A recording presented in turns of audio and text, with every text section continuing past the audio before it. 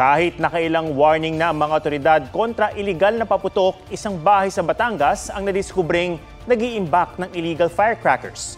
Habang sa Bocaue, Bulacan, may mga bawal na paputok na binigyan ng bagong pangalan para maibenta. May report si John Consulta.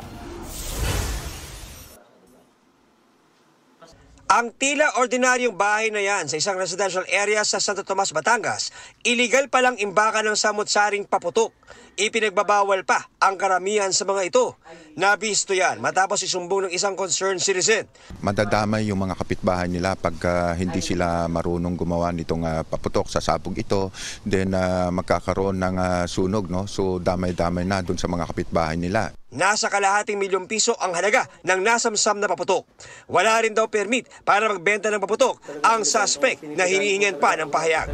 Noong nakaraang linggo, hinuli naman sa Caloocan City ang dalawang online seller ng paputok. Bukod sa nakuhanan sila ng mga iligal na paputok, bawal ding magbenta online ng anumang klase ng paputok. Hindi sila binigyan ng PNP ng lisensya para magbenta because of safety issues. Babala ng PNP ang sino bang matadawit sa online bentahan ng paputok, mapa-seller, buyer o kahit kinontrata lang na mag-deliver ng paputok, posibleng makulong ng hanggang 1 taon. Pagmumultahin pa ng 20,000 hanggang 30,000 pesos. Maging mapanuri raw dahil ilang bawal at malalakas na paputok ang nabistong pinalitan ng pangalan at itsura para maibenta. Itong mga nandito ngayon na mga paputok, sa ngayon iba na ang pangalan ng mga yan para makalusot ito. Anything above 1 spoonful ng